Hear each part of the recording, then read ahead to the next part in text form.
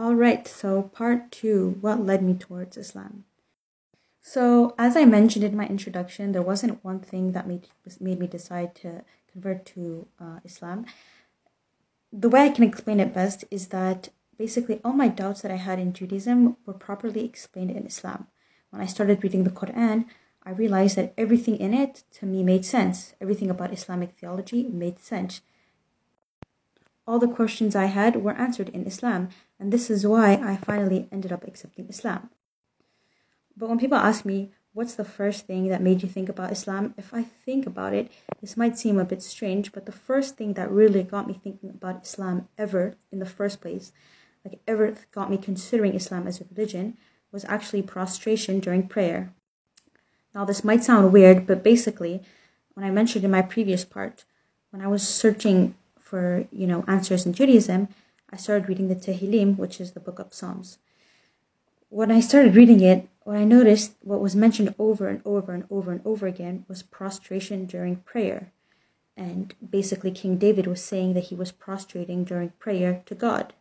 And that really struck me because the way Jews pray, we don't prostrate during prayer. And that got me thinking, why don't we do that? If in a Jewish text it talks about prostrating during prayer, how come Jews don't follow that?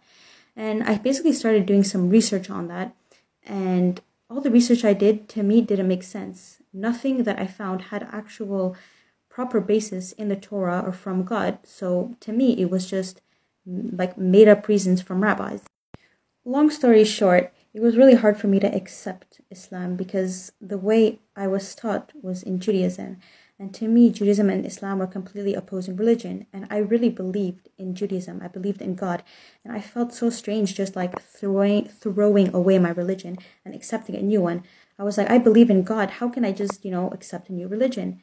But in the end, what I basically came to realize was that in fact, there is only one God. All Jews, Muslims, and Christians believe in the same God, and that in fact, Muslims believe in the Torah and in the Gospel. So we believe in everything that was taught to the Jews and everything that was taught through Jesus. And I realized that in fact, it wasn't a completely different religion. It was basically an updated version of Judaism. Muhammad ﷺ was simply another prophet that came after Moses, and that it wasn't a different teaching, but he was teaching the same things that were taught to the Jews and Christians beforehand. I started learning to pray, and I did my first Ramadan in summer of 2017. And finally, in January 26, 2018, I did my Shahada in the mosque, and I accepted Islam for good.